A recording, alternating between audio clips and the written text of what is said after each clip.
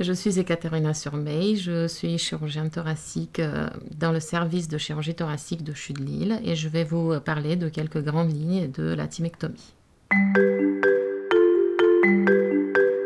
Le choix du type d'intervention que nous réalisons pour les thymus en général dépend beaucoup du fait d'un thymome ou pas, du fait d'une myasthénie ou pas, et aussi des habitudes du chirurgien. Pour décider d'une intervention chirurgicale, la plupart du temps, les dossiers sont discutés en réunion de concertation pluridisciplinaire. Il s'agit notamment des dossiers concernant les thymomes, les tumeurs thymiques, mais pas que. Ces dossiers sont très souvent discutés entre plusieurs spécialistes et nous faisons ainsi le choix d'opérer ou pas, ou le choix du type de voie d'abord.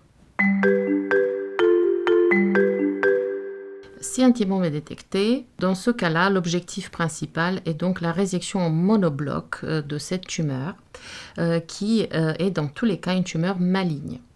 Quand nous parlons d'un thymome, nous parlons donc d'une tumeur cancéreuse. L'objectif principal, c'est donc l'objectif oncologique, et pour les patients myasthéniques, l'objectif secondaire est aussi le traitement donc symptomatique de la myasthénie. Pour la plupart des thymomes de petite taille qui sont bien encapsulés et qui sont facilement résécables, nous choisirons donc une voie minimale invasive.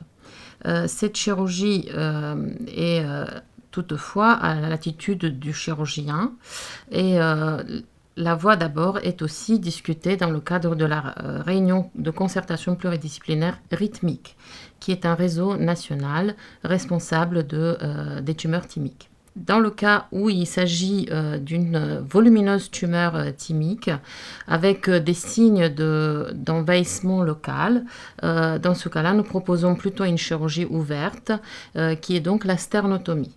La sternotomie comporte donc l'ouverture du sternum, de la partie antérieure de la poitrine, avec écartement des berges sternales et accès direct au médiastin. Le médiastin étant tous les tissus qui se retrouvent dans la partie antérieure de la poitrine devant le cœur.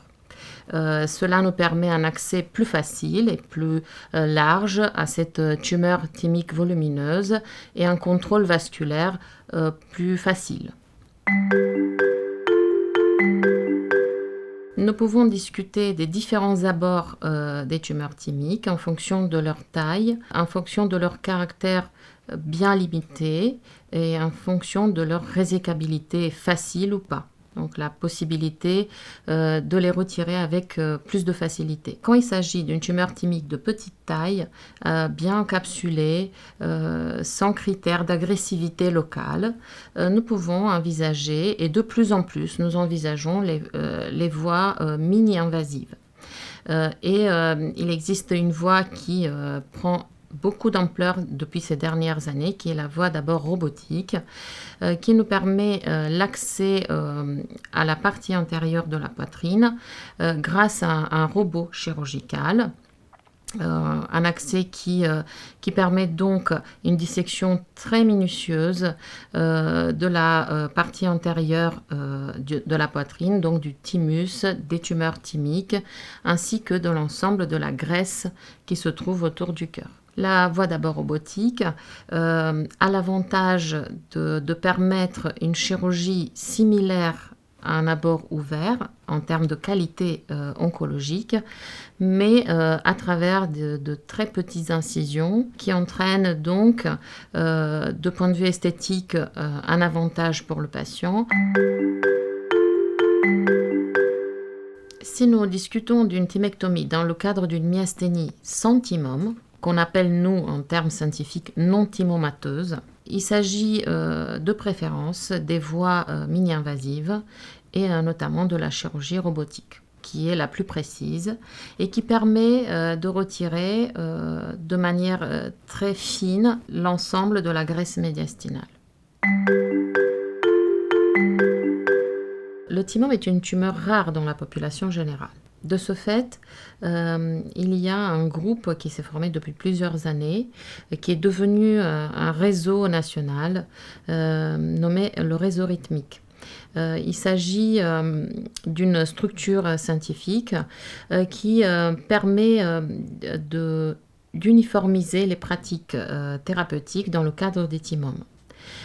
Il est donc très fortement conseillé que chaque dossier concernant un TIMOM soit discuté en préopératoire et en post-opératoire dans le cadre de ce réseau rythmique. Nous pouvons donc nous adresser à un centre rythmique régional labellisé ou alors au centre rythmique national.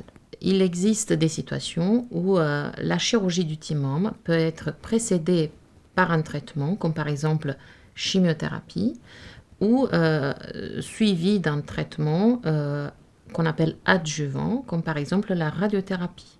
Il existe également des recommandations qui sont écrites par la Société de chirurgie thoracique et cardiovasculaire. Ces recommandations sont donc des guides de bonne pratique que nous devons suivre en tant que chirurgien alors que l'on prend en charge un TIMOM.